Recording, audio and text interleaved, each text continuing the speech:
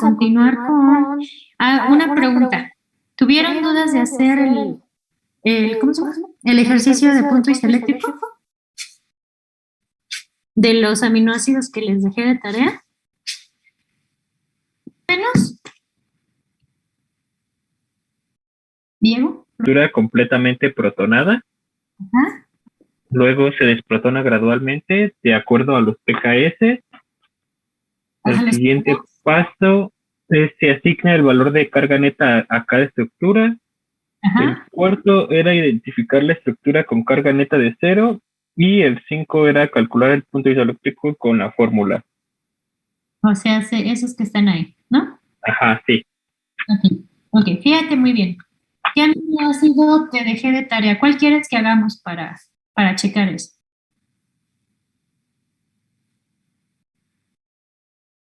¿Qué aminoácido les dejé de tarea y cuál quieres que hagamos? ¿Te acuerdas que habíamos hecho uno aquí de tarea, o digo, aquí en el ejercicio, que fue la leucina precisamente? ¿Sí? ¿Qué otro aminoácido les dejé de tarea, Diego? Diego. ¿Ya se fue Diego? No, aquí lo tengo. Es que ando buscando los apuntes, pero no lo encuentro. Ahí mismo los dejé.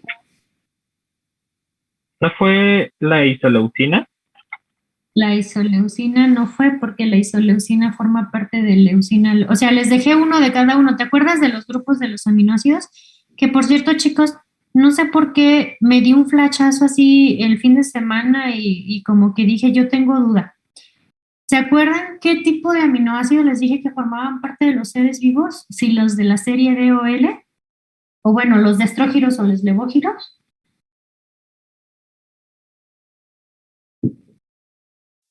No, creo que esa parte todavía no. No la vimos. Ok, no se preocupen. Ok, cuando veamos proteínas, entonces se los digo. Bueno, ok. A ver, chicos, para hacer el ejercicio que a Diego le tuvo duda, pero mándenle el mensaje a sus compañeros porque nada más tenemos 5 compañeros, 1, 2, 3, 4, 5, 2 profesoras. Ahí está la molécula totalmente protonada, ¿sí o no? ¿Compañero? Sí, profa. Sí. ¿Qué significa que esté totalmente protonada? Pues que todos tengan esos protones, este y este. Ok. Recuérdame los valores de pK, compañero. Ahí sí le quedó mal porque son los únicos que no anoté. ¿Qué haces, Diego? No, es de verdad, le puedo enseñar el cuaderno y es el único que no tiene los pK. Ay, Diego, pues ni modo, los averiguas. Entonces vamos. Profa. Pues si quiere le ayudo aquí al compañero, ¿no? No, vamos a hacer el ácido glutámico, porque ¿Usted tiene dudas, Alberto? ¿Usted se hizo la tarea? No, pero pues estamos igual. ¿Cómo creen?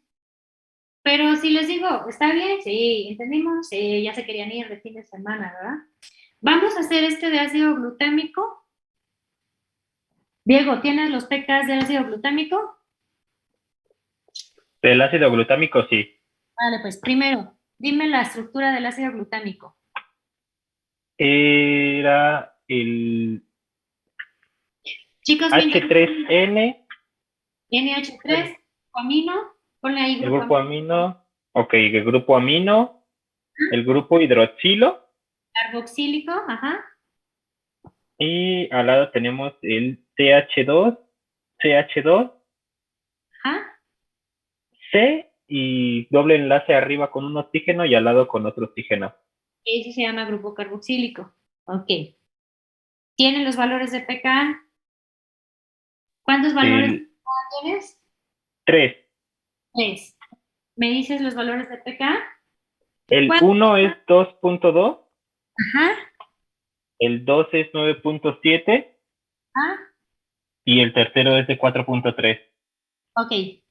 Antes de continuar con el ejercicio, para los que van llegando o no saben de qué estamos haciendo, ¿se acuerdan que les dejé una tarea? Levanten la mano sin que me digan yo sí, no, no, nada más levanten la mano. ¿Quién sí hizo su tarea? Lisbeth, muchas gracias. Sánchez Cruz Karina, gracias. Y Michelle Camacho y Ocampo Ramírez, ¿y ya? Ok, muchas gracias. Para el resto, supongo que como igual como Diego y Alberto tuvimos dudas, ¿qué es lo que estamos haciendo? Resolviendo sus dudas. Porque así como es el punto isoeléctrico para el ácido glutámico que ahorita vamos a ver o el glutamato, es para absolutamente todos los aminoácidos, ¿de acuerdo? Nada más quiero que me presten atención, que saquen la lógica y que pues hagan los ejercicios. Ok. Entonces, como bien percató el compañero Diego, ya me describió verbalmente la estructura, pues vamos a colocar la estructura del ácido glutámico. Grupo amino, grupo carboxilo, el sustituyente hidrógeno, ese es el grupo R, ¿se acuerdan? Y que el grupo R tiene una región o un grupo funcional ionizable y este es el grupo carboxilo también, igual que este. Nada más una cosa, Alberto Guzmán, recuérdame el valor de pK3, ¿de qué grupo funcional corresponde? Por favor. Del mismo ácido glutámico. Pues sí, estamos hablando del ácido glutámico, el pK1, el pK2 y el pK3 es del ácido Ah, glutámico, ya, pero bueno, aquí, si quiere, puedo aquí dibujar en la estructura. no, yo quiero que me digas, no me dibujes, yo quiero que me digas. Ese sería, ¿no? El grupo ionizable del pK3. No todo.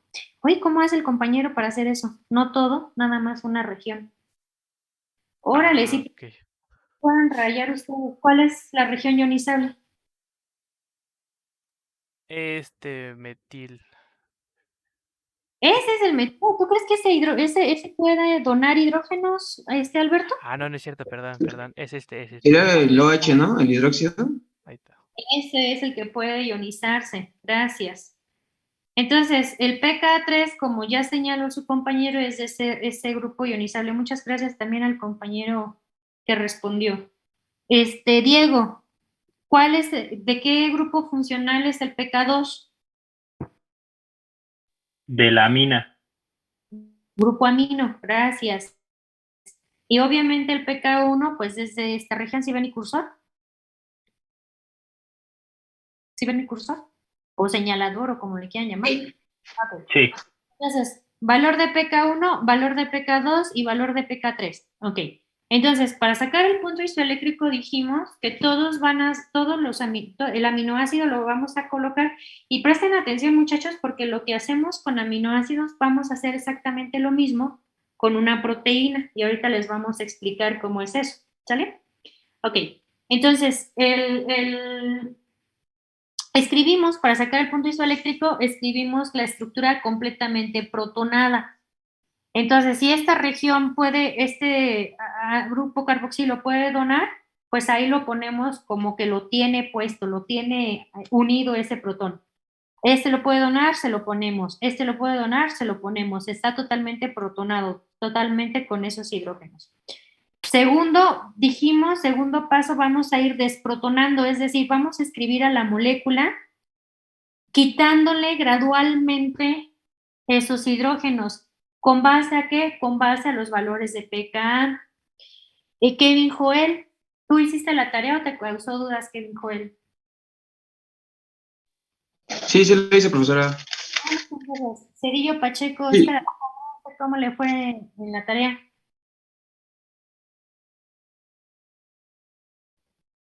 Yo sí tuve dudas porque ya no pude entrar a la última parte de la clase del video. Entonces presta atención a lo que hacemos, Oscar. A Quetzali. No las hice, profesora. He estado teniendo mucho trabajo. ¿Mucho trabajo te refieres a actividades fuera de bioquímica o Trabajo de ir a trabajar. Compañera, pero bueno, ¿intentó o no lo alcanzó? No, profesora, honestamente voy atrasada en todas mis materias. Bueno, a Quetzali le damos oportunidad a que tome nota en esta clase para que no se nos atrase más y no salga mal en sus materias, señorita. Sí, profesora. ¿Clase pasada? Sí. Perfecto. Entonces, dígame usted, ¿tienes los valores de pK, pK1, pK2, pK3? No, bueno, es que, o sea, sí entro a las clases, profesora, pero ¿No anotas? tengo un ojo al gato y el otro al garabato, porque como estoy en el trabajo, Ah, caray. ¿Cómo que estás en el trabajo? ajá, tomo las clases en mi trabajo. O sea que si estuviéramos presenciales, ¿trabajabas y estudiabas a la par? No, ahorita pues tuve que ponerme a trabajar porque pues Más o menos, ok. ¿Tiene los valores de pK? PK1 es 2.2, pK1 2.2. Ajá, pK2. 9.7, Ok, pK3. 4.3. Muchas gracias. ¿Qué es lo que nos había dado previamente Diego? Ok, tú mismo, David. De esos tres grupos ionizables, de acuerdo al pKa, ¿cuál sería? Tú vas a dibujar la molécula siguiente, la vas a dibujar desprotonando a esta molécula de acuerdo al pKa. ¿Cuál es? ¿Cómo escribirías la molécula? ¿Qué grupo funcional se desprotonaría primero?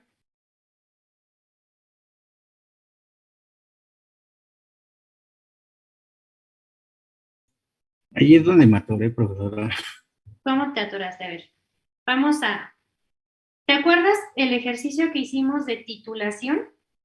Que eso les vengo repitiendo, chicos, lo que veamos desde el día cero que vimos, no es para que ya lo desechen y lo tiren a la basura y ya se me olvide, no. Desde el día cero que empezamos en bioquímica, es para que ustedes analicen la situación y vayan hilando ideas, vayan hilando conceptos, vayan hilando temas y puedan llegar a tener un final feliz en bioquímica. El tema de la titulación de los ácidos y de las bases y de los bla, bla, bla, o sea, es fundamental para que ahorita lo apliquen. ¿En qué sentido, compañero? A ver, voy a dibujar. Ya saben, me encanta dibujar. Tú tienes un vaso de precipitados con un valor de pH de 1, ¿sí? ¿Qué significa que tienes un valor de pH, compañero? ¿Es muy ácido o es muy básico?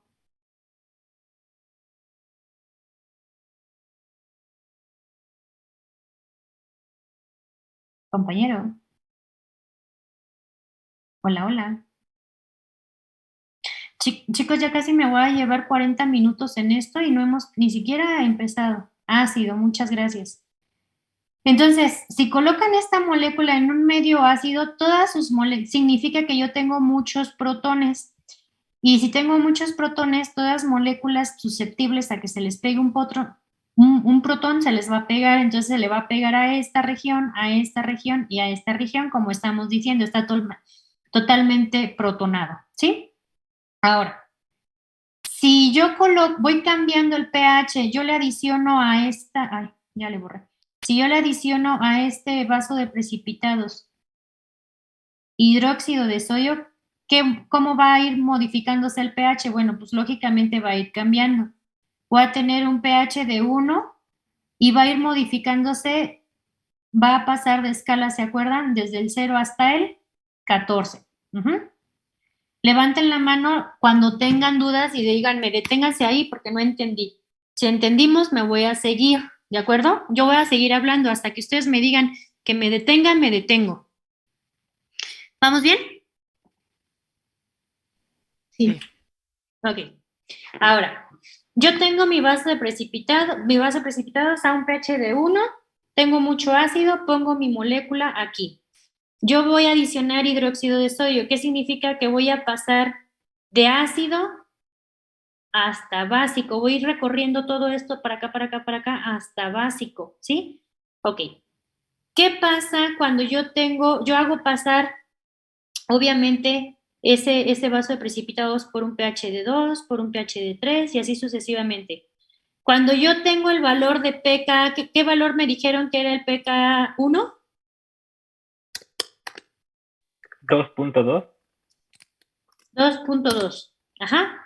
Cuando yo hago pasar mi vaso de precipitados por el pH con un valor de 2.2, ese valor de 2.2 significa que este grupo va a perder su protón, se va a ionizar, lo va a eliminar. Entonces, la molécula a partir del pH de 2.2 va a estar con este grupo funcional desionizado, desprotonado. ¿Sí estamos de acuerdo? Sí. Sí. Todos los que no pudieron hacer la tarea, ¿vamos bien? Sí, profa. Ok. Entonces, ¿cómo debo describir la molécula? Pues como todo lo mismo, excepto que aquí ya le quito ese hidrógeno porque ya estoy pasando a un pH por arriba de su pKa1. Esta estructura vamos a escribirla de esta manera, pero ahora sin este pK, con este grupo ionizado, con este grupo sin el hidrógeno, ¿de acuerdo? Ajá. Ok.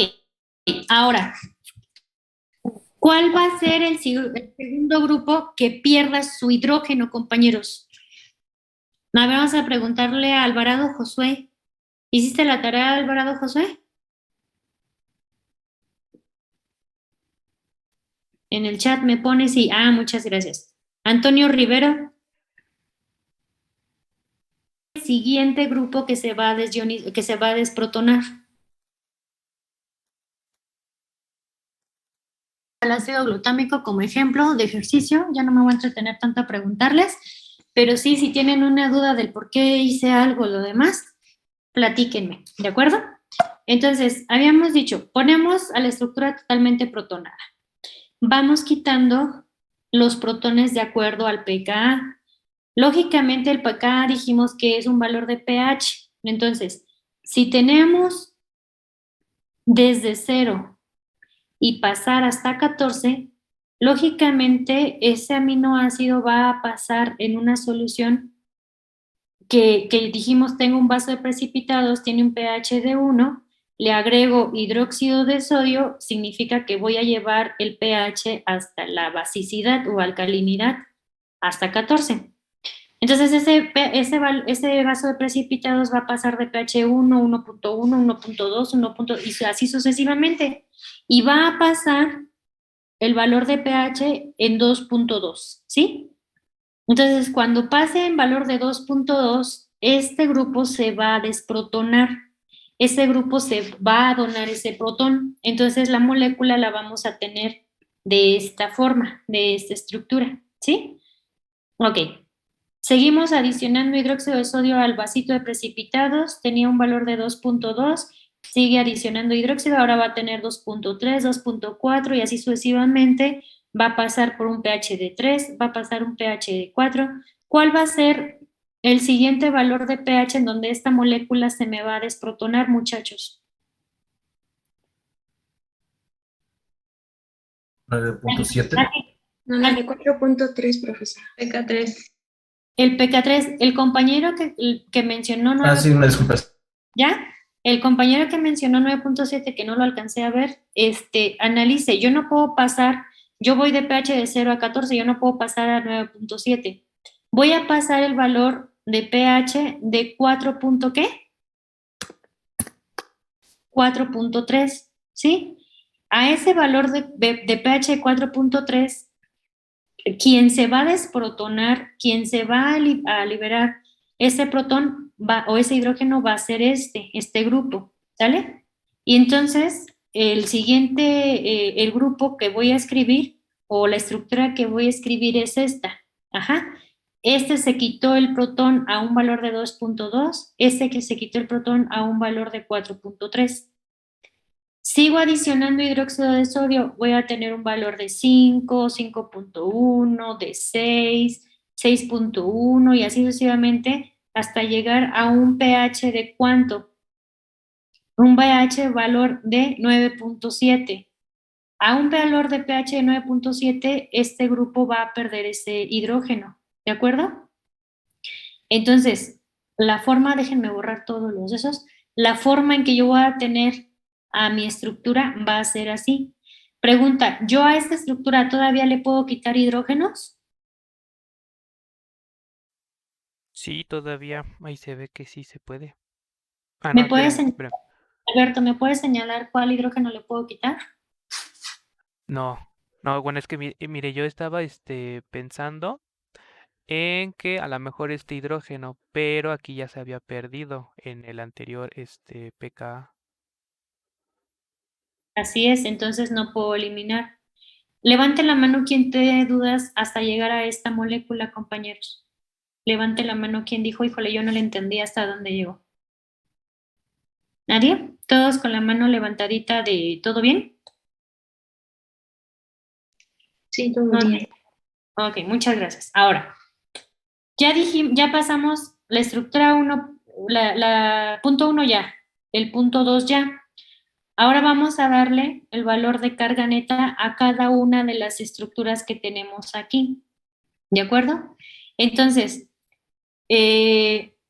vamos a preguntar, bueno, dijimos que ya no vamos a preguntar para no tardarnos. El valor de carga neta de esta molécula, si ustedes analizan, aquí tiene una carguita positiva.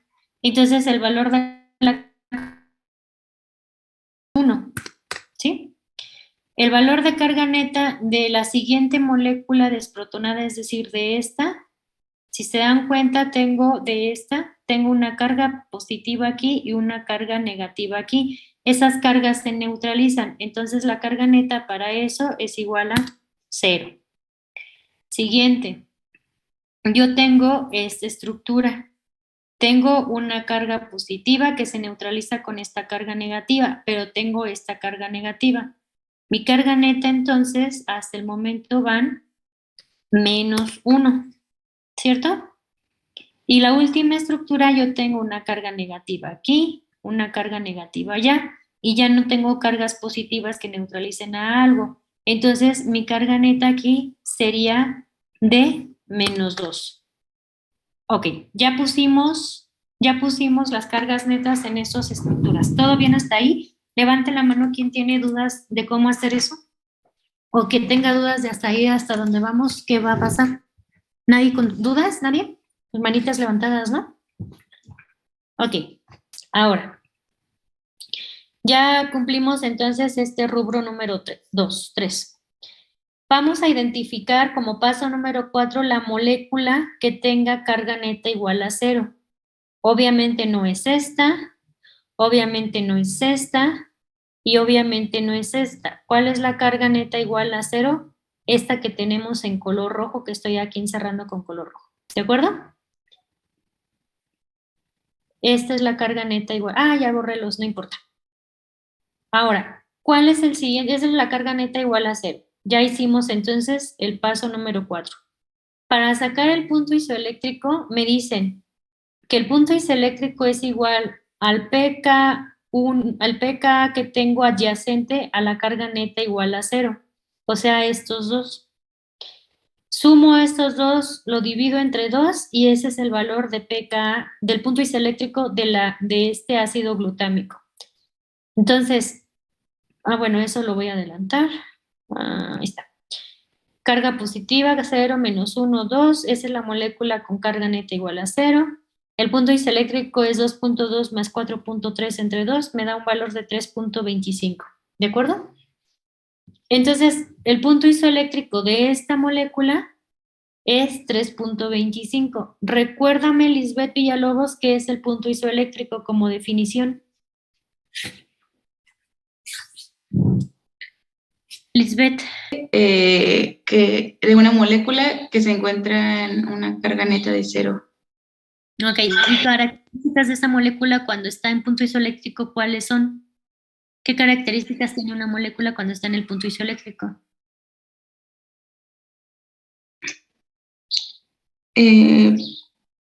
Creo que era mínima solubilidad, Ajá. máxima viscosidad. Ajá. Y que no, algo del campo eléctrico, que no migra al campo eléctrico. Que no va a migrar al campo eléctrico, exactamente. Ok, entonces, así como hicimos el punto, muchas gracias compañera Elizabeth, así como hicimos el punto isoeléctrico de este aminoácido, lo vamos a hacer para absolutamente todos los aminoácidos. Y ojo muchachos, cuando veamos proteínas también es la misma secuencia, pero bueno, ya vamos a ver en un futuro. ¿Hasta aquí hay alguna duda entonces con los aminoácidos? Nada más recordarles que hay aminoácidos con cadenas alifáticas, es decir, muy, muy sencillas, y hay aminoácidos que no se les olvide que tenemos aminoácidos que tienen en su grupo R, o sea, en este sustituyente, anillos aromáticos, como cuáles: fenilalanina, como tirosina, como triptófano y como histidina. ¿Por qué es importante hablar de estos aminoácidos con anillos aromáticos? Porque estos aminoácidos, por presentar anillos aromáticos, presentan ciertas características, ciertas propiedades. Por ejemplo, ¿cuáles son esas propiedades? Bueno, en particular, tienen estos anillos aromáticos, tirosina, fenilalanina y triptófano. Cuando nosotros los llevamos a un espectro de absorción, esos aminoácidos absorben la longitud de onda a 280 nanómetros, ¿sí? Si yo pongo la glicina a 280 nanómetros, no va a absorber, porque la glicina como grupo R tiene nada más un hidrógeno. La alanina tiene un CH3, no va a absorber a 280 porque no tiene un grupo aromático o anillos aromáticos. La fenilalanina, la tirosina y el triptófano son útiles en el estudio de las proteínas porque a 280 absorben, ¿sí? Ahora, ¿quién absorbe más, quién absorbe menos? En el caso de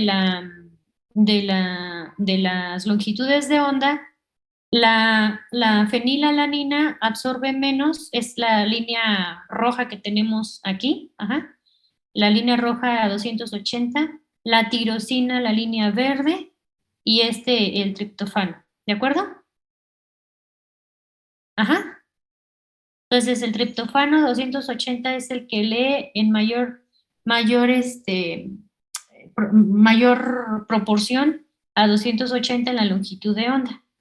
Y esto es muy importante y van a decir, bueno, ¿y a mí qué me interesa? Obviamente si yo tengo separados a los aminoácidos, separados entre sí, pues obviamente yo tengo mi frasquito de tirosina, mi frasquito de fenilalanina y mi frasquito de triptófano y no hay problema, yo sé de qué es cada uno de ellos. Pero estas propiedades de los aminoácidos de absorber a 280 son muy útiles para cuando uno hace estudios de las moléculas de la célula. Nosotros podemos obtener, por ejemplo, cuando se hace un estudio de ácidos nucleicos, si queremos estudiar al DNA o al RNA solamente, pues el estudio tiene que ser con las moléculas purificadas, cuando están de manera aislada, puras, que nada más tengo DNA y no tengo otra cosa, o cuando nada más tengo RNA y no tengo otra cosa. Porque en el método de extracción puedo tener proteínas y esas proteínas se consideran contaminantes. Entonces, cuando quiero analizar el DNA o el RNA o los ácidos nucleicos solos, se hace un espectro de absorción y se lee mi contenido o mi muestra que yo obtengo, lo hacemos absorber a 280. Y si a 280 obtenemos cierta absorción, pues lógicamente significa que tenemos proteínas.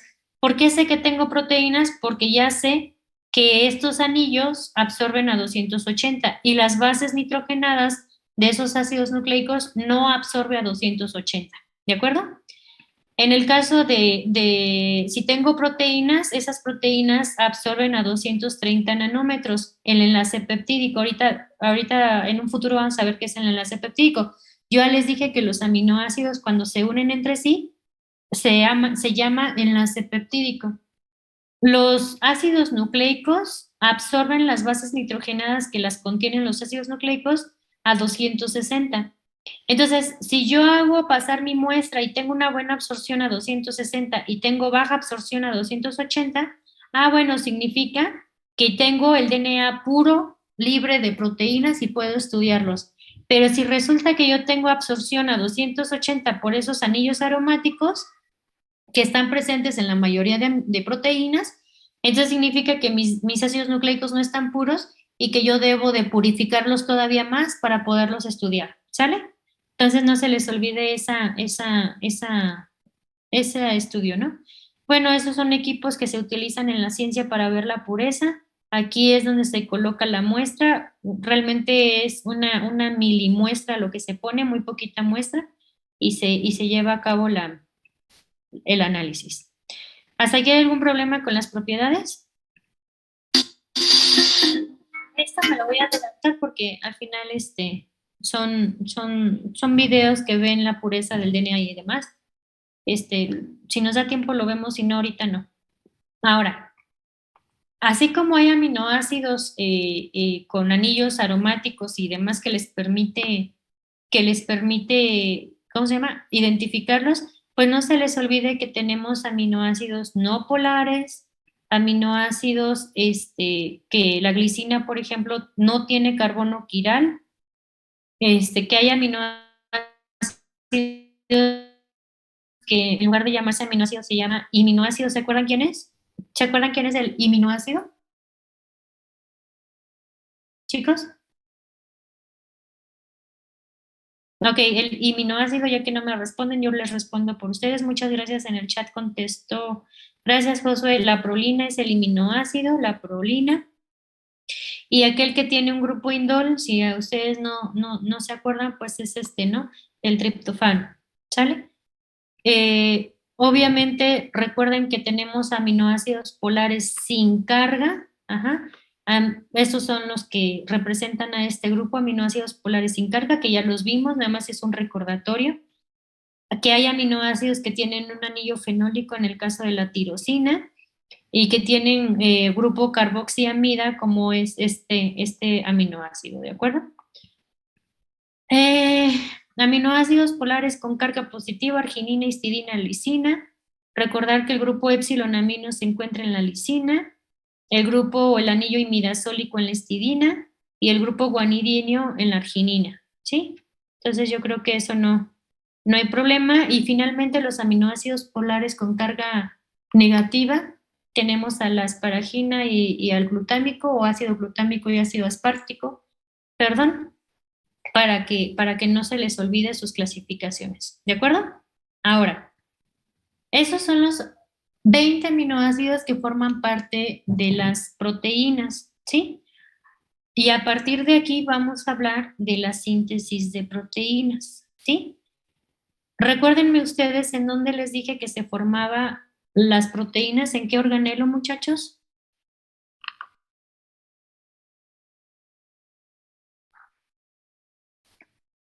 Chicos. En los ribosomas.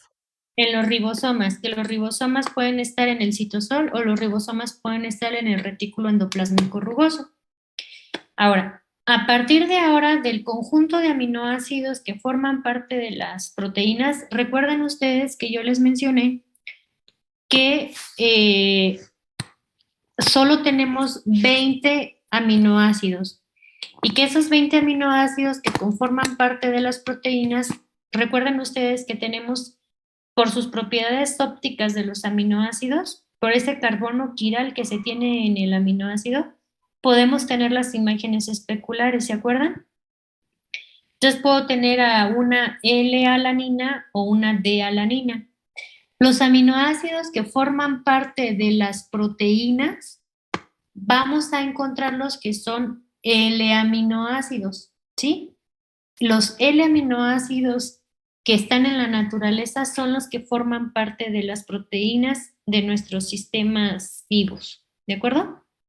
Y vamos a ver a continuación lo siguiente. Entonces, vamos a hablar de las proteínas. Las proteínas se unen o están formadas por aminoácidos. Los aminoácidos se unen entre sí por enlaces peptídicos. El enlace peptídico tiene ciertas características. Te escucho, Fernanda. La clase pasada, bueno, yo anoté que nos había dicho que son los D, son los que forman parte de las proteínas de los seres vivos. No. Bueno, es que eso era lo que les decía yo que tenía que cuando inicié esta clase, a ver, mira, le voy a poner. Dentro de la naturaleza, nosotros podemos tener, o sea, ustedes en la naturaleza encuentran aminoácidos L y encuentran aminoácidos D, que si ustedes van a extraer proteínas de procariotas, es decir, de bacterias, se pueden encontrar aminoácidos de la forma D, pero en sus proteínas, tanto en procariotas como en eucariota, tenemos la configuración L o los aminoácidos de configuración L. Ajá. Entonces nosotros podemos tener los L o los D aminoácidos. Y entonces, en el caso de las proteínas de todos los seres vivos, en el caso de las proteínas, porque les digo, podemos encontrar, por ejemplo, la taurina también es un aminoácido. Otro tipo de aminoácido que ahorita se me venga a la mente, no me acuerdo, pero bueno, hay otros tipos de aminoácidos. Esos no los vemos porque no forman parte de las proteínas. Los aminoácidos que forman parte de las proteínas son los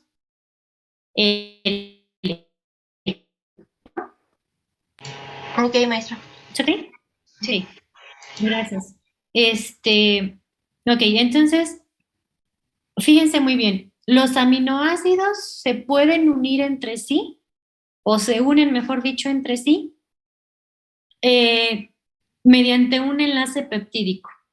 Entonces, ¿qué es un enlace peptídico? Es la unión entre un aminoácido y otro aminoácido. Cuando nosotros tenemos, vean ustedes, voy a pasar esta diapositiva. Nada más quiero que vean esto de aquí. Cuando tenemos nosotros la unión de aminoácidos, vean ustedes que de extremo izquierdo, si yo veo mi pizarrón, mi libreta, mi hoja, lo que ustedes quieran, del extremo izquierdo, yo voy a anotar siempre a este grupo NH3, el grupo amino, que la unión entre un enlace peptídico se lleva, déjenme anotar, se lleva entre el carbono de un grupo carboxílico y el amino el carbono de un grupo carboxílico de un aminoácido, por ejemplo, la valina, con el grupo amino de otro aminoácido, por ejemplo, la histidina. ¿Sí me seguí? ¿O sí me siguen? Entonces, vamos a ejemplificar ¿cómo le llaman esto? ¿Cómo es la reacción? Vean ustedes, yo tengo aquí a mi grupo amino. Ajá, aquí debería tener NH3. Aquí le pongo otro hidrógeno por ahí. Ajá, aquí le pongo la carga positiva. Y está mi carga positiva. Entonces, esto es un aminoácido, esto, ¿sí? ¿Qué aminoácido es? ¿Quién sabe? Porque obviamente depende del grupo R. Si fuera un hidrógeno, ¿cuál sería? Si fuera un hidrógeno, pues sería el aminoácido glicina, ¿no? Pero bueno, ahorita no lo identificamos porque tiene un grupo R. Ok. Ahora, este aminoácido, para pegarse, para formar el enlace peptídico y pegarse con otro aminoácido, lo que va a hacer es que este nitrógeno, este grupo amino de este es otro aminoácido, vean ustedes. Acá tengo otro aminoácido. ¿Sí lo alcanzan a percibir? ¿Sí alcanzan a percibir esos dos aminoácidos? Sí. ¿Todos? Ok. Levanten la mano quien no alcanza a percibir los aminoácidos. ¿Qué es lo que sucede en esa formación del enlace peptídico? Este grupo amino hace un ataque nucleofílico a este grupo carboxílico. Ajá.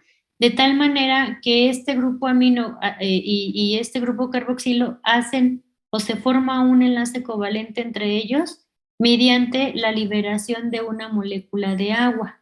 Ajá.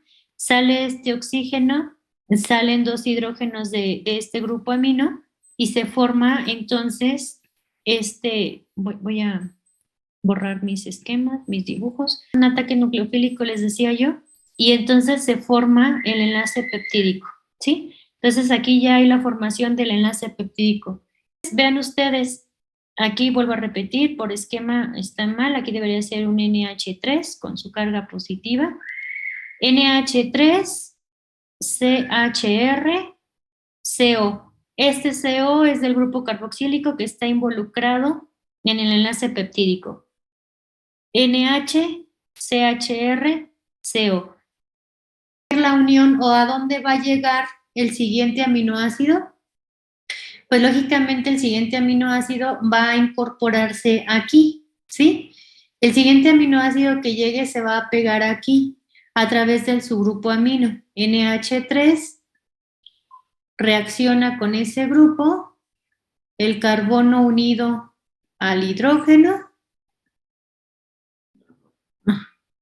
ahí, unido al grupo R y unido al grupo carboxílico, ¿sí? Obviamente, este grupo también va a ser un ataque nucleofílico, vamos a perder una molécula de agua y se va a formar otro enlace peptídico, ¿sí? ¿Tienen dudas de cómo se hace el enlace peptídico, chicos?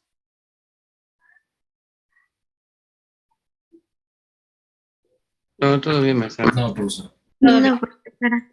Ok, muchas gracias. Entonces, fíjense bien, yo puedo tener 2, 3, 4, 5, 6 enlaces peptídicos y puedo estar uniendo muchos aminoácidos. Cuando yo tengo menos de 50 aminoácidos, yo no lo puedo llamar proteína.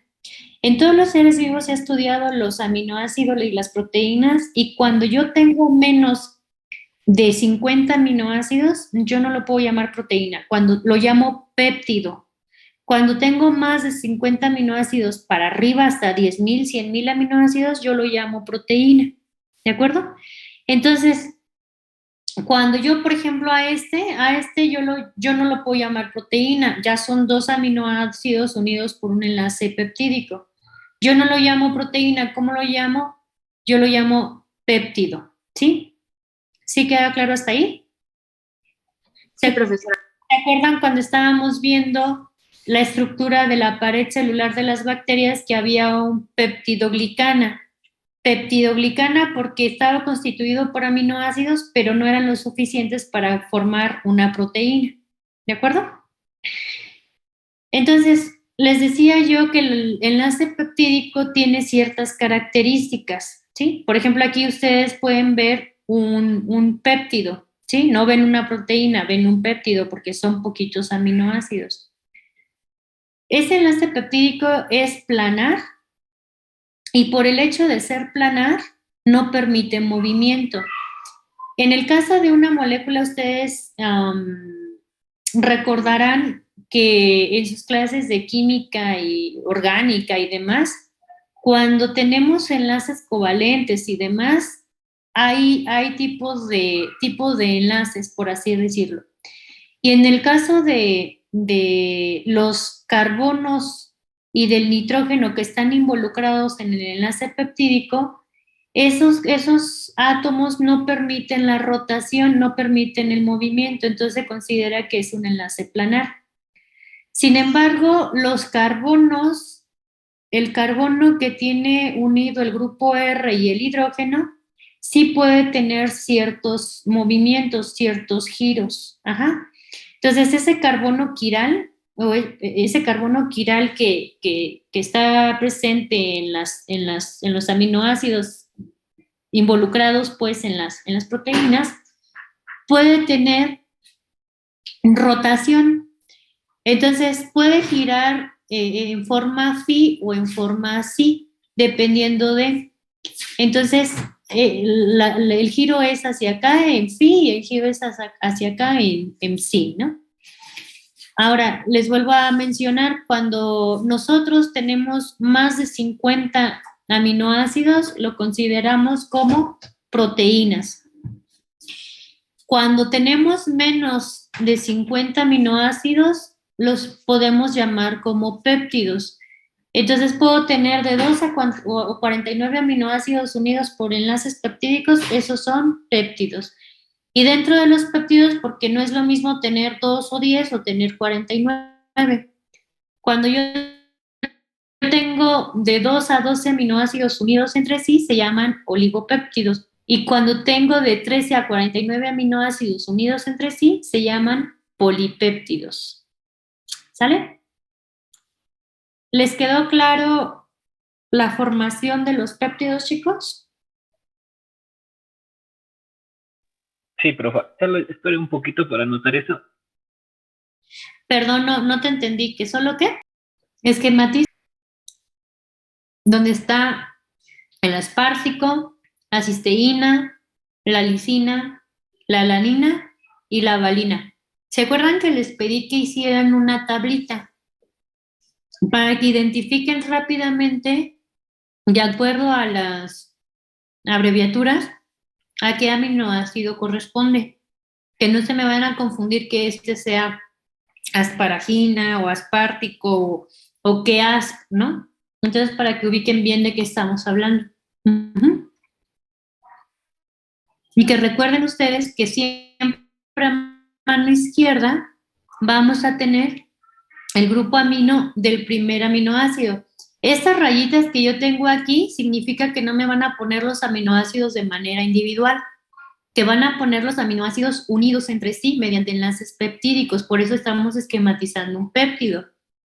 Y que de izquierda a derecha es la lectura, así como todos leemos y escribimos, es de izquierda a derecha. Y que los extremos de este péptido, pues voy a encontrar a la asparagina, perdón, al aspartico y a la valina. Y que la secuencia siempre es grupo amino y a la derecha el grupo carboxilo. ¿De acuerdo? Ok. Pizarrón, por así decirlo. Y luego les dejo un ejercicio para que lo suban a su Classroom, ¿les parece? Fíjense bien. Les dice que tienen que poner el péptido siguiendo la secuencia. Lógicamente, el primer aminoácido, ¿quién es?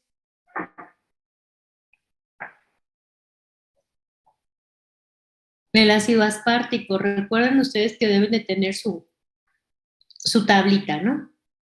Entonces, nosotros vamos a colocar la secuencia de los aminoácidos. ¿Cuántos aminoácidos son? 1, 2, 3, 4, 5 aminoácidos. Si son 5 aminoácidos, ¿cuántos enlaces peptídicos voy a tener?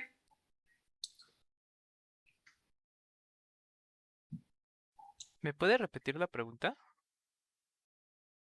Si son 5 aminoácidos y se unen por un enlace peptídico, ¿cuántos enlaces peptídicos voy a tener? ¿Son 3? 4. 4. 4. Yo cuento 4. 4, compañeros. Si tengo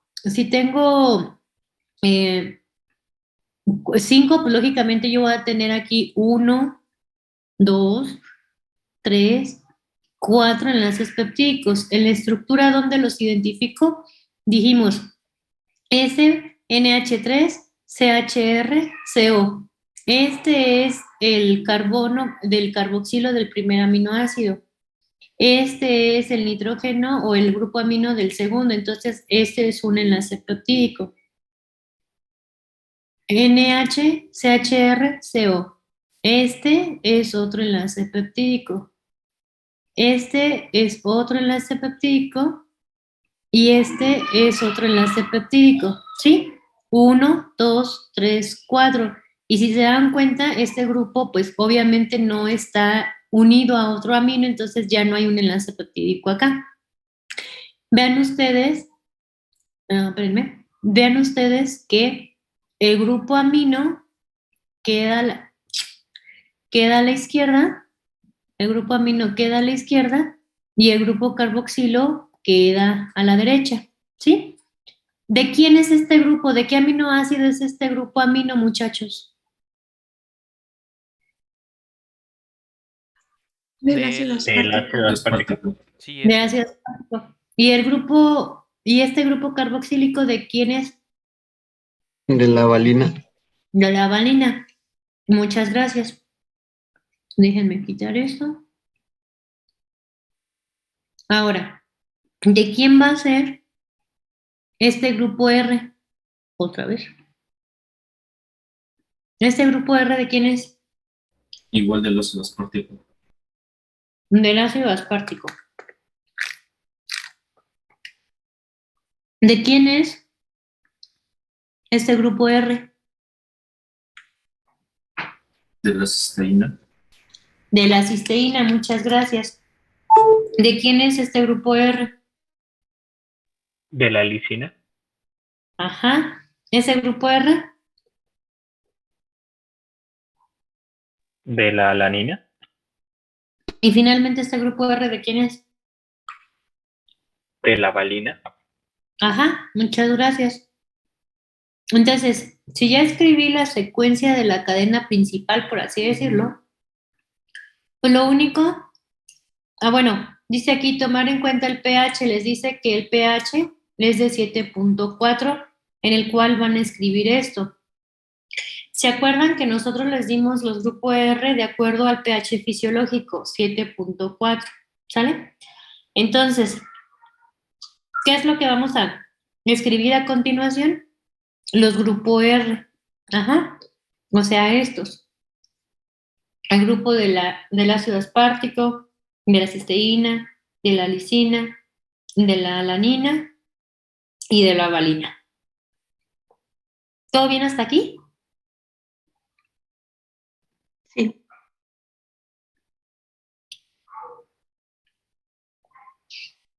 Ok. ¿Por qué este tiene carga negativa aquí? Porque dijimos que tiene un valor de pK aproximadamente de 4.3, ¿no? Más o menos. Entonces, este valor, no, el valor de pH que están escribiendo es 7.4, quiere decir que a 7.4 este ya perdió su protón, ¿sí? Por eso lo escribimos así. ¿Qué pasaría si yo les dijera que colocaran este péptido a un pH de 1, compañeros? ¿Cómo se modificaría la secuencia? Este tendría protón, ¿sí o no? Sí, Tendría aquí su protón. Este tendría protón. Se queda así, ¿no? Este pues ya tiene ahí su protón. ¿Ese tendría protón?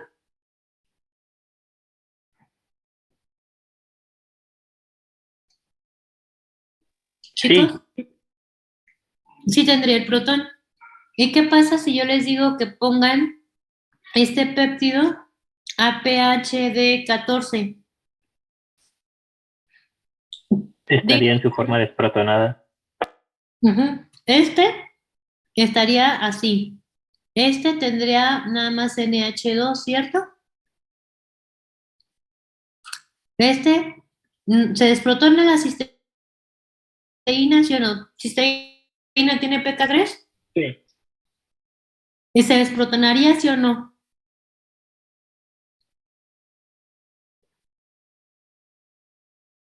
Pues sí, ¿no?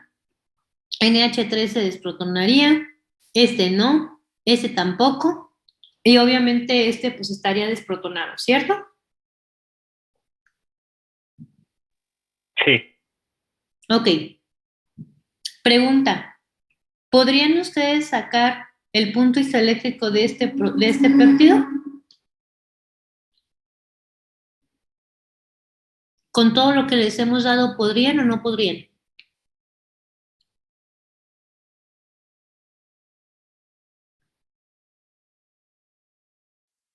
Pues en teoría sí, pero pues ya en la práctica creo que se dificultaría un poco.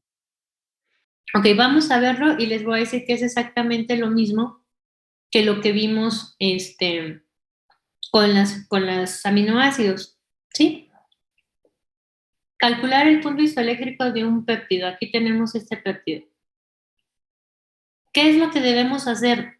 Exactamente los mismos pasos. ¿Cuál fue el paso número 1 del péptido, chicos? Escribir la Dibujar. estructura, escribir la estructura completamente protonada, ¿cierto? Ese fue el primer paso.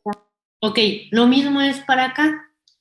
Solo que para que no escriban tanto, obviamente no es lo mismo sacar el punto isoeléctrico de 1 o de 2 que de 4, de 5 o de 20 aminoácidos. Imagínense ustedes escribir los 20 aminoácidos. Ahorita yo les podría decir, escriban toda la estructura para que tengan el ejercicio, para que se acostumbren a poner C, NH3, CH y los sustituyentes CR. CO, NH, CHR, CO, NH, CHR, CO. yo les podría pedir que escriban todo eso. Para no tardarnos y que no nos llevemos 20 años aquí escribiendo estructuras y demás, lo que podemos hacer es colocar primero que nada las estructuras del extremo amino y el extremo carboxilo de los aminoácidos en cuestión. Vuelvo a repetir, de izquierda estaría el ácido aspartico y a la derecha estaría la valina. Y lógicamente protonados todos ellos. Como segundo, colocamos los valores de pKa. El valor de pKa de este grupo amino corresponde al pKa del grupo amino del ácido aspartico. ¿Sale? El ácido aspartico tiene un grupo pK2 de 9.8. El ácido carboxílico, el pKa que ustedes coloquen, no va a ser del ácido aspartico. ¿De quién va a ser? De la valina. De la valina. Y nótense que lo estoy aclarando muchas veces por el tema de que, lógicamente, luego se me confunden en los exámenes y consideran que este valor es del ácido aspartico o viceversa, ¿no? Ahora, ya colocamos los valores de pK1 y pK2, ¿no? Ahora, el siguiente, colocar para que no escriban todo, solo los grupos R de aquellos que son ionizables. Pregunta, ¿la valina tiene grupo R ionizable? No, ¿La alanina? tampoco. ¿La lisina? Eso sí, Es así. ¿La cisteína? también. ¿Y el ácido aspartico? Lógico, ¿no? Entonces, ¿qué es lo que voy a colocar yo? En mi línea voy a colocar los grupos R ionizables totalmente protonados. Ajá. Ese corresponde al grupo R del ácido aspartico, ese corresponde a la cisteína y este corresponde a la lisina. No pongo a la alanina y a la valina porque no son ionizables y no depende del punto isoeléctrico de ellos. ¿De acuerdo?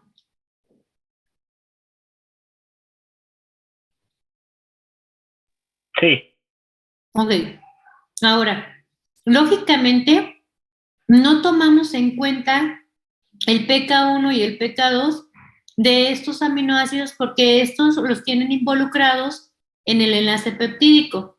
Es decir, por ejemplo, esta que es la valina, el grupo amino ya no toma en cuenta su pK2 porque está involucrado en este enlace peptídico, ¿sale? Entonces no me interesa.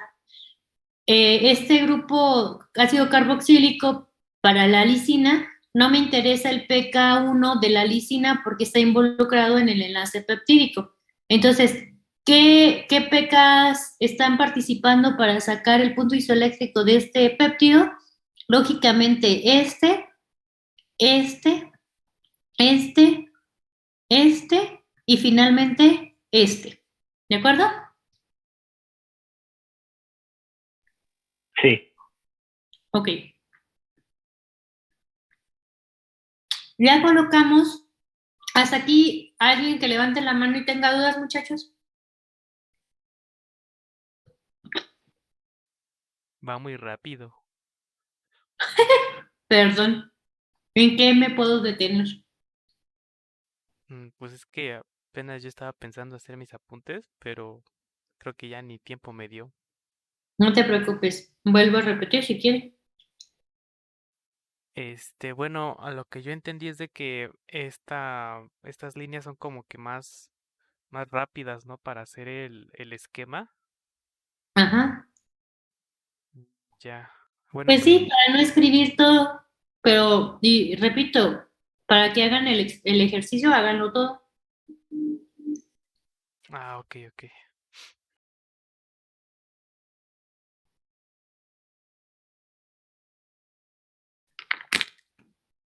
¿Otra duda? ¿Alguien más que tenga más dudas? Y que les vuelvo a decir, todo lo que se ve desde un principio lo tienen que aplicar en un futuro. El futuro ya nos llegó. Creación de aminoácidos, ¿sí? No polares o hidrofóbicos, polares sin carga, polares con carga negativa y polares con carga positiva. ¿Con base a qué dijimos que eran esa clasificación? Habíamos dicho que eran con base al grupo R. Ajá, al grupo R. Ahora, ¿cómo vas a saber si déjame ponerle por acá. ¿Cómo vas a saber si tu aminoácido va a desprotonarse o no? Esto ya no es bioquímica, esto es química orgánica o inorgánica o como se llame. Sí, simplemente recordar que hay grupos que sí ceden fácilmente sus protones y otros no, y que a un carbono jamás en la vida tengas pH ácido o pH muy básico, tengas un pH de 0 o lo tengas de 14 y lo hagas pasar ese aminoácido por todo ese pH, este carbono jamás va a donar hidrógenos, ¿sí? Jamás en la vida. Por eso yo les pedí en un principio que analizaran o que desde el día 0 recordaran sus grupos funcionales. Entonces, CH3, como lo tenemos en la alanina, o estos grupos, déjame regresarme a la diapositiva, este jamás va a donar su hidrógeno, jamás va a donar su hidrógeno, jamás va a donar su hidrógeno. Lógicamente estos no lo van a donar, no lo van a donar, no lo van a donar. No importa que tengas pH de 0 y que pases por toda la secuencia de pHs hasta llegar a 14. Jamás en la vida van a donar sus hidrógenos. ¿De acuerdo? Ok, de acuerdo. Ok. Bueno, entonces hasta aquí queda la pregunta. ¿Algún problema? El grupo R de la alanina y la valina, porque no depende de ellos el punto isoeléctrico, no se van a desprotonar. Del grupo R del ácido aspartico, de la cisteína y de la lisina que están aquí, de eso sí va a depender el punto isoeléctrico. Entonces, hacemos exactamente lo mismo que cuando hicimos el punto isoeléctrico de un aminoácido. Colocamos la estructura totalmente protonada, ¿sí? Aquí está protonado, aquí está protonado, protonado. Colocamos los valores de pK, tanto pK1 para la valina, pK2 para el ácido aspartico y los pK3 para el ácido aspartico, cisteína y lisina. ¿Hasta ahí vamos bien? Sí. Ok. Siguiente paso. Vamos a desprotonar gradualmente con base a los pKs. Lo mismo. Si yo tengo este aminoácido y lo pongo en un vaso de precipitados que tenga un pH de 1, yo lo voy a adicionar hidróxido de sodio de tal manera que voy a pasar el valor de pH de ese vaso de precipitados desde 0 hasta 14. Ok, siguiendo esa lógica, díganme ustedes cuál va a ser el primer grupo que se va a desprotonar. ¿Quién? Porque yo tengo... Muchas gracias. El grupo carboxilo de la valina. ¿El segundo? El grupo carboxilo de la cisteína. ¿Quién?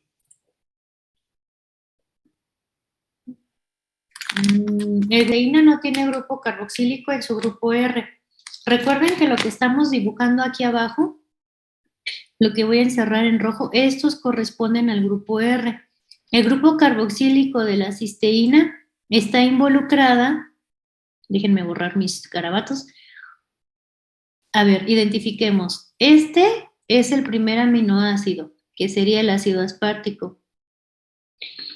En azul es el segundo aminoácido, que sería la cisteína. En verde, el siguiente aminoácido, que sería la lisina. En rosa, el siguiente aminoácido, que sería la alanina. Y finalmente en negro, no me gusta el negro. En amarillo, el siguiente aminoácido, que sería la valina. ¿De acuerdo? El grupo R que yo estoy colocando me dicen que ya me queda poco tiempo, ojalá y no me trabe. El grupo R que yo estoy colocando corresponde a este que tengo aquí de la ácido aspartico, a este que tengo acá de la cisteína y a este de la lisina. Yo no estoy colocando el grupo R de este ni este porque esos no son ionizables, ¿sí? El ácido carboxílico de la cisteína dijimos que ya no lo tomamos en cuenta porque está involucrado en el enlace peptídico, entonces el pKa1 de la cisteína no lo voy a tomar en cuenta, ¿de acuerdo? ¿De acuerdo hasta ahí, muchachos? Sí, de acuerdo. Sí, profesora, ya.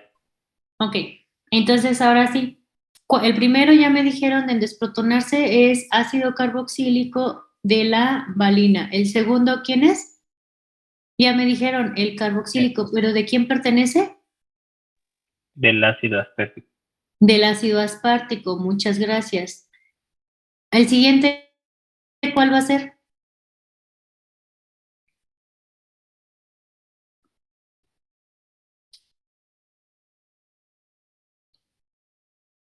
El grupo R de la cisteína.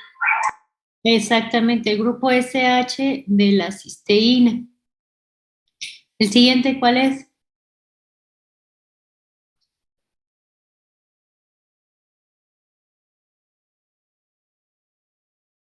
La amina del ácido aspartico. Gracias, el grupo amino o la amina del ácido aspartico. Y finalmente, el grupo amino de la lisina. ¿Sí?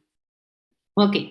Entonces, vamos a colocar, ya colocamos los valores de pK3, vamos a desprotonar. ¿Qué significa? Voy a escribir a esta molécula, pero ahora sin el hidrógeno que tengo aquí porque lo voy a desprotonar. ¿De acuerdo? Entonces, lo coloco, vean ustedes, coloco tal cual todos, excepto este porque lo estoy desprotonando. Entonces, aquí debe de, bueno, lo voy a hacer aquí chiquito, ¿no? Tengo todo protonado. Y a 2.3, que yo hago pasar ese vasito de precipitados donde coloqué este péptido, a 2.3 se va a desprotonar este. Entonces, vuelvo a colocar la estructura, pero ahora con este desprotonado, ¿sí? Sigo adicionando OH, hidróxido de sodio, de potasio, hidróxido de sodio, de potasio, de lo que sea, sigo adicionando hidrógenos. Y entonces, ahora lo que el siguiente molécula que se va a desprotonar, pues sería esta, ¿sí? Entonces, a 3.9 yo sigo colocando mis moléculas, mis OHs, y la siguiente molécula que me va a quedar es de la siguiente situación. Siguiente, sigo desprotonando ahora a pH de 8.3. Vean ustedes que entre 3.9 y 8.3 no pasó absolutamente nada con la molécula. A pH de 8.3 se desprotona este grupo y se libera un hidrógeno y seguimos anotando la molécula. Siguiente, 9.8, desprotonamos este grupo funcional, lo llevamos a esta situación y nada más por último nos quedaría este a 10.5. Y tenemos la molécula totalmente desprotonada. ¿Bien hasta ahí? ¿Me espero para que copien o le podemos seguir? Mejor me espero, ¿verdad? Sí, por favor. Tenemos la forma protonada. Ya la desprotonamos de acuerdo a los pK. Siguiente paso, muchachos.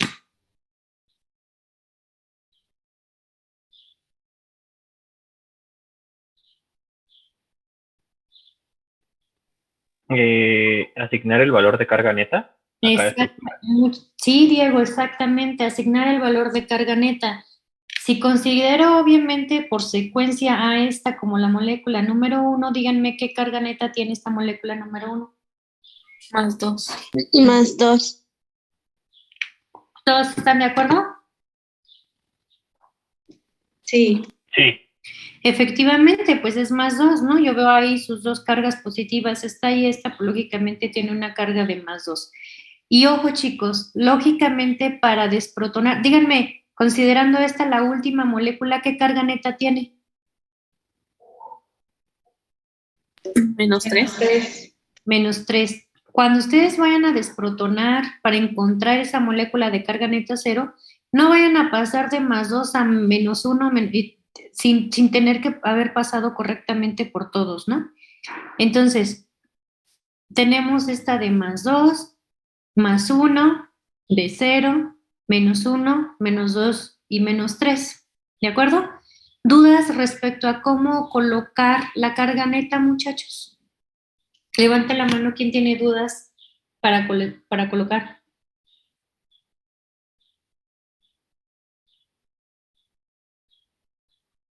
No.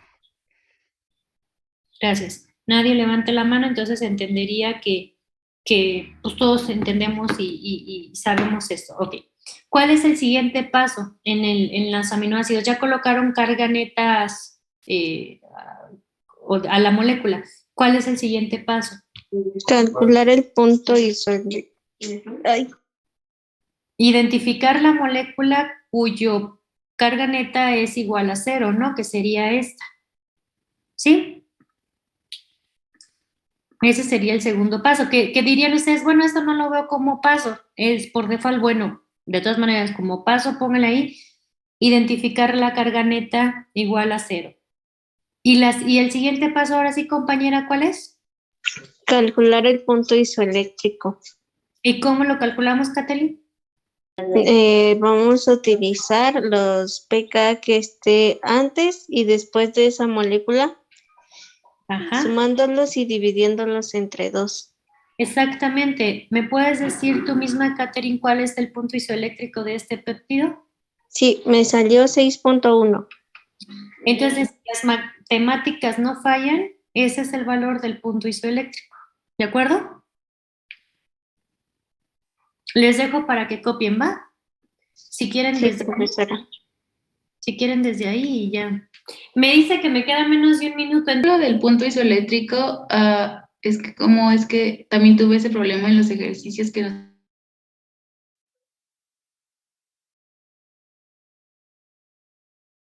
¿Cuál es sí, X o Y para calcular el punto isoeléctrico? ¿Cuál es X? ¿Te refieres a la fórmula? También.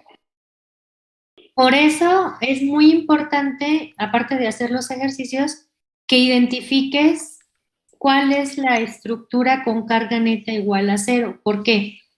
Porque cuando tú identificas la carga neta igual a 0, que sería esta, habíamos dicho, bueno, le voy a dar clic para que la veas. Sí. X sería esta y Y sería este, esos son los valores de pK. Ok. Independientemente si es X, Y, A, B, C, lo que sea, el punto es los pKs adyacentes, uno arriba y uno abajo del valor donde la molécula es carga neta igual a 0. ¿Sí? Sí. Entonces, cuando tú identificas la carga neta, la molécula con carga neta igual a 0, los pKs adyacentes, el de la izquierda y el de la derecha, con esos los utilizas para sacar el valor de punto isoeléctrico. Está. Ok. ¿Listo? Sí, ya, muchas gracias. De nada. ¿Alguien más con dudas, muchachos? ¿No? No, profesora. Ok. Entonces ya habíamos mencionado las definiciones de punto isoeléctrico, ya habíamos mencionado que las características de una molécula cuando se está en su punto isoeléctrico, no migra en un campo eléctrico, presenta su mínima solubilidad, su máxima viscosidad y tiende a precipitar. Si nosotros colocáramos a este péptido que hicimos el ejercicio a la ácido aspartico, cisteína, lisina, alanina y valina, lo colocáramos en un tubo de ensayo a un pH de 6.1, pues ese es el pK, punto isoeléctrico de este péptido. Entonces ese péptido vamos a ver que eventualmente se empieza a precipitar, ¿sí? Entonces eso es una técnica muy utilizada para encontrar el punto isoeléctrico de una proteína, porque imagínense ustedes que yo les digo, determinen el punto isoeléctrico de la hemoglobina. La hemoglobina tiene más de 100,000 aminoácidos. ¿Ustedes creen que podrán hacer este ejercicio de escribir en una línea todos los PKs3 que tenga esos 100,000 aminoácidos? Pues para empezar, yo no creo que haya libreta que me alcance para escribir todo eso, ¿no? Para continuar, se me cansa la mano o se me acaba la libreta y el lápiz y demás. Para continuar, tal vez sería desastroso la manera de cómo determinar las cargas positivas, digo las cargas totales. Entonces, si yo tengo un péptido con pocos aminoácidos, pues sí lo puedo sacar. Pero si yo tengo una proteína con más de 100,000, es más, hasta con 50 aminoácidos va a ser algo desastroso, algo tardado y difícil. Obviamente en la libreta lo puedo hacer. En el laboratorio, si yo ya entendí que en el punto isoeléctrico esa molécula presenta su mínima solubilidad y tiende a precipitar, entonces yo puedo hacer que colocar la molécula en cuestión para determinar su punto isoeléctrico, poner tubos de ensayo con diferentes pHs, ¿sí? pHs que están cercanos o muy próximos al punto isoeléctrico y colocar los péptidos a esos tubos de ensayo. ¿Cómo me voy a dar cuenta que yo tengo mi punto isoeléctrico? Pues lógicamente por las propiedades. Yo sé que aquí coloqué mi péptido o mi proteína, pero esa proteína anda bien feliz y bien contenta, yo no tengo precipitado, entonces esa no ha perdido su solubilidad. En el tubo donde tenga mayor precipitado, significa que tiene la proteína menos solubilidad, presenta mayor precipitación, entonces ese es el valor de punto isoeléctrico, ¿sí? Vean ustedes que las escalas o la diferencia de pH pues están próximas. Si yo lo quiero ya hacer, por ejemplo, si yo lo pongo entre 3, 4 o 5, pues lógicamente solamente voy a tenerlo en un tubo. Si yo lo tengo en escalas muy próximas, voy a ver que en estos tubos empiezo a tener esa precipitación. ¿De acuerdo? ¿Sí quedó claro lo del punto isoeléctrico de una proteína, muchachos? Sí. Ok. Entonces, ya supimos cuáles son los aminoácidos que forman parte de las proteínas. Ya supimos cómo se llama la unión entre esos aminoácidos. Ya supimos características de los aminoácidos, polares con carga, bla, bla, bla. Ya supimos cómo sacar el punto isoeléctrico. Ahora vamos a ver características generales de las proteínas. Ya dijimos que las proteínas están formadas por aminoácidos y que esas proteínas, cuando yo tengo 50 o más aminoácidos, los puedo llamar proteínas, pero cuando tengo menos de 50 aminoácidos, los conocemos como péptidos. Ya sabemos que esos péptidos o proteínas conformados por aminoácidos están formándose en los ribosomas, ¿sí? Ahora, esas proteínas que tenemos en los seres vivos, resulta que presentan, o para ese estudio decimos que presentan diferentes estructuras y vamos a ver la primera. Entonces, estructura primaria de una proteína. Vamos a ver que hay proteínas que tienen primaria, secundaria, terciaria y cuaternaria, hasta cuaternaria estructura. La estructura primaria de una proteína está dada por el número y secuencia de aminoácidos. La insulina. La insulina es la proteína más pequeñita de todas las proteínas conocidas, que está conformada por 50 aminoácidos. La estructura primaria de la insulina precisamente son 50 aminoácidos unidos en la secuencia correspondiente. Si es una alanina y luego una valina, esa es su secuencia primaria, su estructura primaria. ¿De acuerdo? ¿Dudas?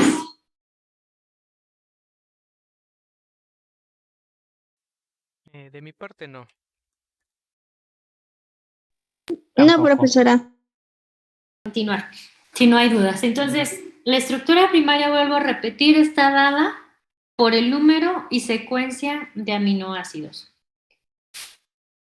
Ahora, características de esta estructura primaria. Pues lógicamente si una proteína va a ser pequeña, va a ser grande, si va a ser fibrosa, si va a ser alargada o si va a ser redonda, va a estar determinada por la estructura primaria. Hasta el momento nosotros hemos visto ejemplos de una proteína alargada. ¿Me quieren decir ejemplos de una proteína alargadita, muchachos?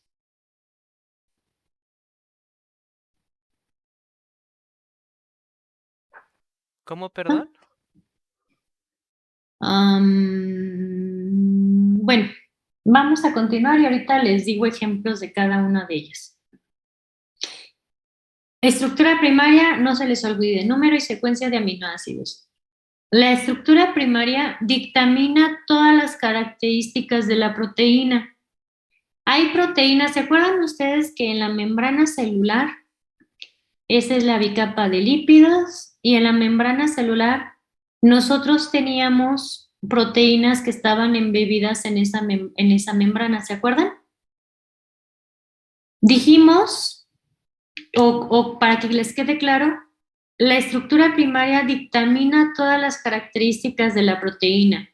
Si esta proteína va a tener una región hidrofóbica, significa que en la estructura primaria, es decir, en la secuencia, va a tener en su conformación aminoácidos ¿de qué clase, muchachos? ¿No polar? Aminoácidos no polares o hidrofóbicos, muchas gracias. Ya borré a mi proteína, no importa. La región de la proteína que estaba inmersa en la bicapa va a tener una región hidrofóbica y esa región hidrofóbica va a estar conformada por los aminoácidos hidrofóbicos para que se pueda colocar en la membrana celular.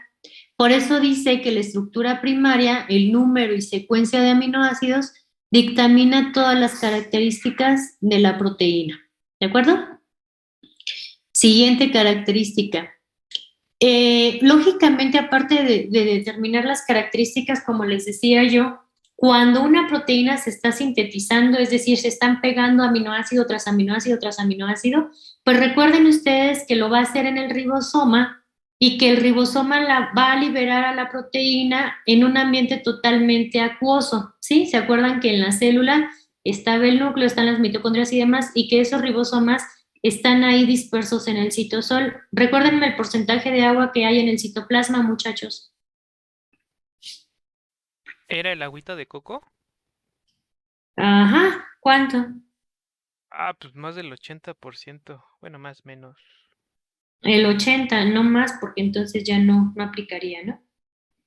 Ahora, el tema de que estemos en la mayoría de inmersos en agua, pues lógicamente dictamina o depende la estructura. ¿Se acuerdan que cuando veíamos agua decíamos que una estructura de una molécula estaba determinada por el agua? Imagínense ustedes que estos aminoácidos o esta cadenita que vemos aquí es una proteína o un péptido, lo que ustedes quieran ver, y que lo que está en azul agua son aminoácidos polares y los que están en verdecito son aminoácidos no polares. Si ustedes colocan esta cadena de aminoácidos, ¿cómo se va a organizar si tienen un ambiente muy acuoso, lleno de agua? ¿Cómo va a ser la organización de esa estructura, muchachos?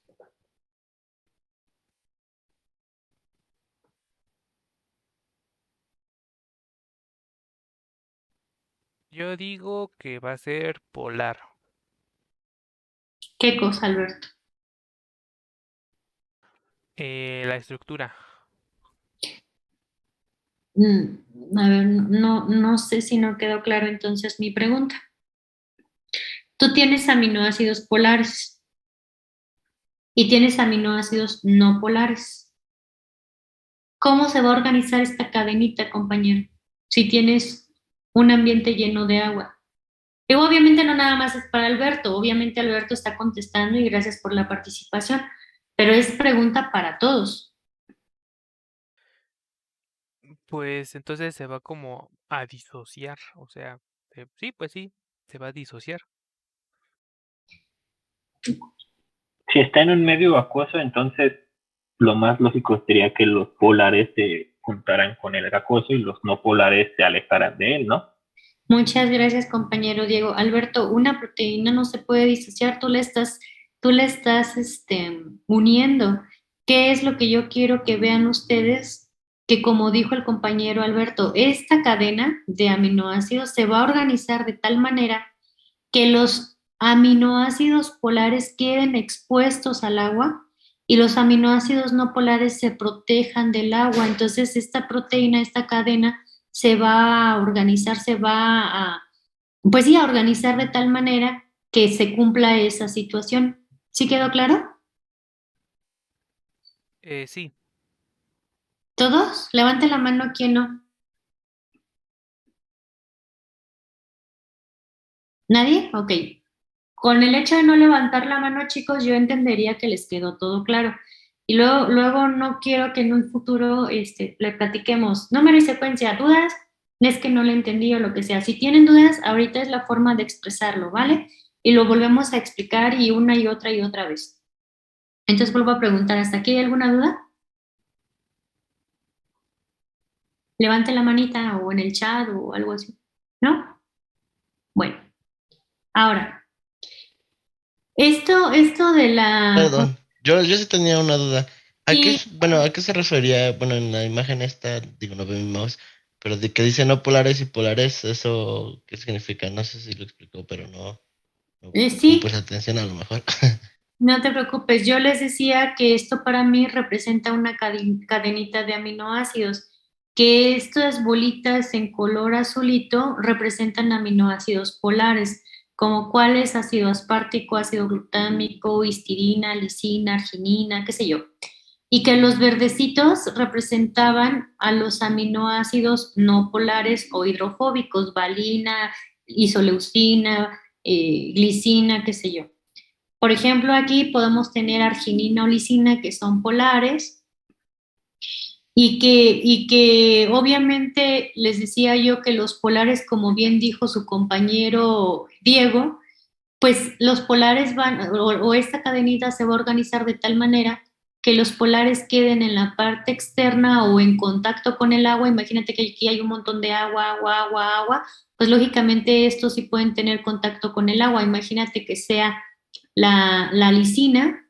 La lisina pues tiene un grupo NH, ¿te acuerdas? NH3. Y entonces, por ese NH3 positivo puede ser contacto o presente en el agua, ¿no? Por este grupo.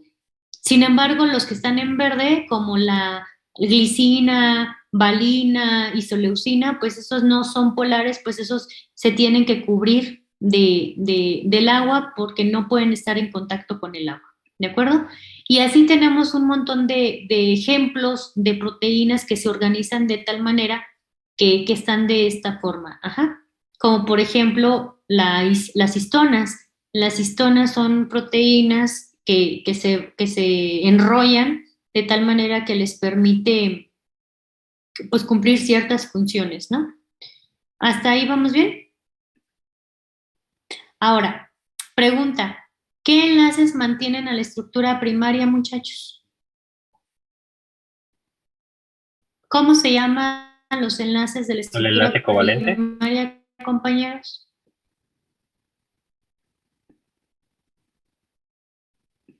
¿Nadie? Covalente. Peptídicos, ¿no? Enlaces peptídicos, como contesta su compañero Josué. La estructura primaria de una proteína está determinada por el enlace peptídico. Ajá. Entonces, solamente el enlace peptídico, que como dijo la compañera, es de tipo covalente, pero lo vamos a conocer como enlace peptídico, lo que une aminoácido con aminoácido, ¿sí? Lo que mantiene la estructura primaria es el enlace peptídico.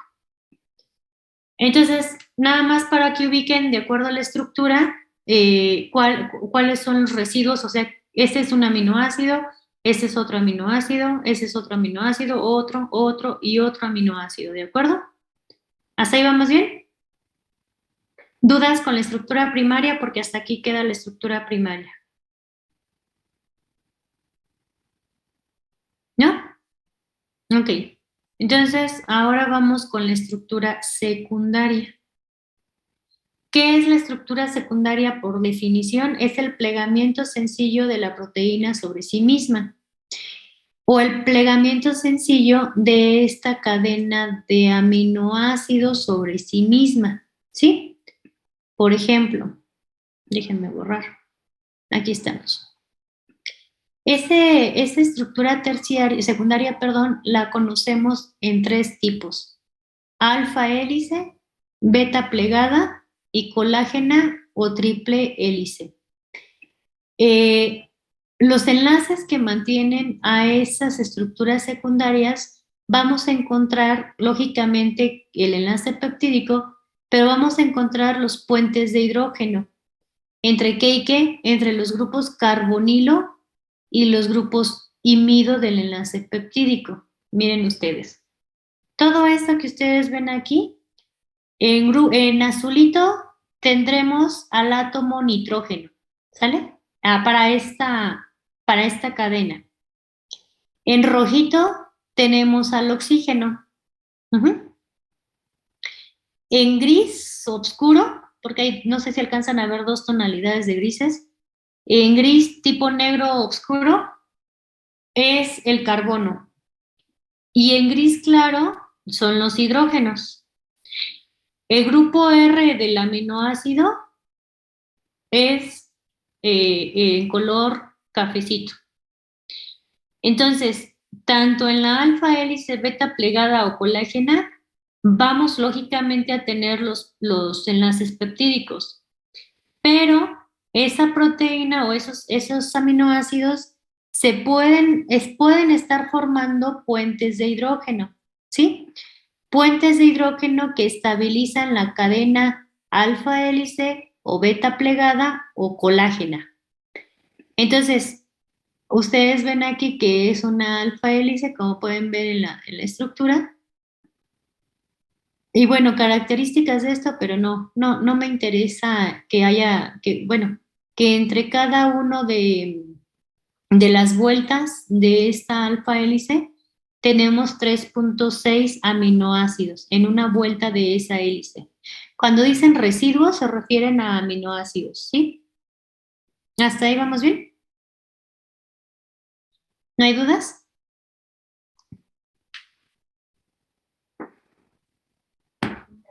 Todo bien, profesor. Muchas gracias. Ok. Entonces, la proteína puede tener la estructura de alfa hélice o la estructura de beta plegada. ¿De qué va a depender? Pues lógicamente de los aminoácidos que la conforman. ¿De acuerdo? Entonces, vean ustedes, la unión de enlaces peptídicos, esa por default, hace la estructura primaria. Esta formación de la hélice ya estamos hablando de estructura secundaria. ¿Qué tipos de enlaces intervienen en la estructura secundaria? Pues aparte del enlace peptídico para estabilizar a la estructura primaria, pues puentes de hidrógeno. Y esos puentes de hidrógeno, ¿entre qué y qué se dan? Dijimos que se da entre los grupos carbonilo y los grupos imido del enlace peptídico. ¿Cuáles son esos grupos carbonilo y los grupos imido del enlace peptídico? Vamos a regresarnos hasta acá. Cuando yo tengo ya un enlace peptídico, grupo carbonilo y grupo imido, ¿sí? Lógicamente, si yo tengo esta estructura de un enlace, de una proteína, pues los enlaces puentes de hidrógeno no van a suceder entre este y este. Como yo empiezo a doblar, por así decirlo, a esa estructura, pues puedo tener este grupo carbonilo aquí en este aminoácido y puedo tener en este otro aminoácido un grupo imido y entonces a través de ellos se forma el enlace puente de hidrógeno. ¿Sí quedó claro? ¿Sí quedó claro, chicos? Sí. Sí. Sí, por favor respóndanme porque luego veo que se me van y pues no, me pone triste o me preocupo si ya me dejaron solita. La estructura beta plegada de igual manera está conformada por la estructura primaria y también los puentes de hidrógeno se hacen, vean ustedes aquí, NH3, CHR, recuerden que el R es la cafecita, y CO, el grupo carbonilo de un aminoácido que hace puentes de hidrógeno con un grupo imido de otro aminoácido, entonces pueden hacer puentes de hidrógeno a través de ellos, ¿de acuerdo? Entonces, estructura secundaria, plegamiento sencillo, es decir, ya empezamos a plegar a la estructura primaria. ¿Y cuáles son los enlaces que estabilizan la estructura secundaria? Los puentes de hidrógeno. Y finalmente, bueno, esta es la estructura beta plegada que puede ser paralela cuando tenemos el NH3 en el mismo lado y el carboxílico del otro lado, o puede ser antiparalela. Antiparalela de que puedo tener NH3CO y luego aquí NH3CO y luego aquí NH3CO. ¿Sí queda claro lo paralela y lo antiparalela? Sí, profesora. Ok, muchas gracias. Ahora, la última estructura secundaria que se conoce en las proteínas, estructura secundaria en las proteínas, es la colágena. Entonces, vean ustedes que en el mundo de las proteínas podemos tener proteínas que como estructura secundaria tengan alfa hélice, que como estructura secundaria tengan beta plegada o como estructura secundaria tengan colágena. Lógicamente, el colágeno que nosotros conocemos tiene estas estructuras secundarias, ¿sí? Ese colágeno que nosotros conocemos, que luego las mujeres estamos tomando ciertos pues, menjurjes para que no se nos acabe la colágena, y no nada más las mujeres, también los hombres ya hoy en día se preocupan mucho por su físico, por su piel y demás, porque el colágeno es un componente muy abundante en la piel y en los huesos, ¿sí? Entonces, fíjense, el porcentaje, el 25% de la masa total de las proteínas, o sea, si yo les saco todas las proteínas a su compañera Diana Jara, el 25% de todas esas proteínas es colágeno, ¿sale? Entonces, este es otro tipo de estructura secundaria que se conoce en las proteínas. Vámonos ahora con la estructura terciaria. ¿Hay algún problema hasta aquí para continuar? Levante la manita quien diga que sí o quien diga que no. Alberto Guzmán, todo bien, por lo que entiendo, ¿no? Sí, todo bien. Ok. Ahora, la estructura terciaria. Chicos, recuerden ustedes que dijimos que nos íbamos a ir a las 5:30. Según esto, me faltan 9 minutos y medio para acabar una proteína, dice plegamiento complejo de la proteína sobre sí misma. Ok, ya dijimos que se sintetiza una cadena de aminoácidos. Esa cadena se puede enrollar, ¿sí? Pero todavía esa cadena se puede superenrollar. Hagan de cuenta como el hilito que utilizaban las abuelitas al tejer y que a los gatitos les encanta jugar con ellos. Hagan de cuenta que es eso. ¿Qué enlaces mantienen a la estructura terciaria? Pues lógicamente vamos a encontrar primero a los puentes, a los enlaces peptídicos, pero también vamos a encontrar a puentes de hidrógeno, enlaces iónicos, puentes disulfuro, efecto hidrofóbico entre los grupos R de una sola cadena. Vamos a ver ejemplos de cada uno de estos tipos de enlaces, pero copian y luego ya les seguimos. Ustedes me dicen cuando ya. Pero enrollada ya una cadena, hagan de cuenta que esa es mi cadena de proteínas, pues lógicamente entre un aminoácido, vamos a imaginar este aminoácido y este aminoácido, puede haber una interacción entre este y este, y entonces esas interacciones permiten ese superenrollamiento, ¿sale? ¿Qué aminoácidos están participando en qué enlaces? Vean ustedes. Puentes de hidrógeno, pues lógicamente podemos, los aminoácidos que están subrayados o encerrados, mejor dicho. Y una cosa, los aminoácidos que forman parte de la proteína interaccionan esos enlaces por los grupos R de los aminoácidos de la cadena, ¿sale? No vayan nunca a pensar que el grupo amino y carboxilo de los aminoácidos están involucrados. Entonces, en este caso, puede ser un puente de hidrógeno.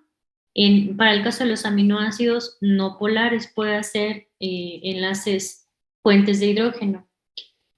Puede hacer enlaces por efecto hidrofóbico, que significa que se pueden alejar del agua sin necesidad de unirse covalentemente y demás, ¿no? Ahora, estos no pueden hacer enlaces iónicos y no pueden hacer puentes disulfuro, lógicamente. Tenemos a los otros tipos de aminoácidos no polares. Estos pueden hacer puentes de hidrógeno, como los ven aquí. Este sí puede hacer puentes disulfuro, la cisteína se une con otra cisteína y puede hacer puentes disulfuro. Aminoácidos con carga positiva, estos pueden hacer puentes de hidrógeno. Estos pueden hacer, los que están encerrados pueden hacer puentes iónicos, los que están con rojo.